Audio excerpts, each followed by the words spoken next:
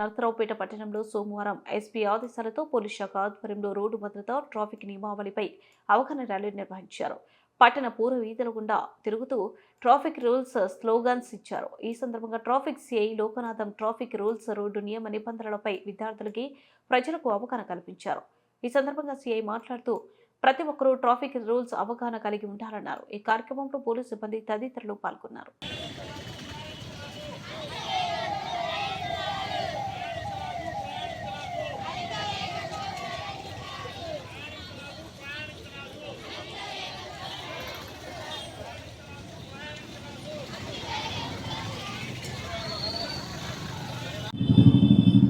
ఈరోజు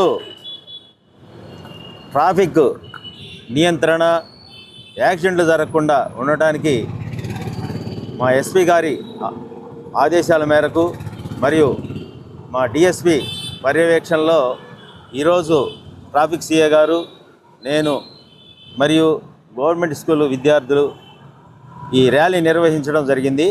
ముఖ్యంగా ఈ ర్యాలీ ఉద్దేశం ఏంటంటే దేశంలో కానీ, రాష్ట్రంలో కానీ, జిల్లాలో కానీ, మన పల్నాడు జిల్లాలో కానీ యాక్సిడెంట్ సమస్య అనేది ప్రతి వాళ్ళు రోజు పేపర్లో చూస్తున్నాం. దీనికి ముఖ్య కారణం ఏంటంటే అతివేగం, మద్యం సేవించి వాహనం నడపడం,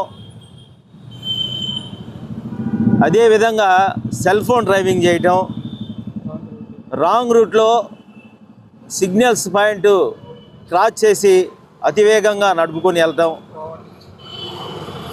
ఇలాంటి విషయాలు జరుగుతూ ఉన్నాయి. ఈ సందర్భంగా యాక్సిడెంట్ జరగడం, కొంతమంది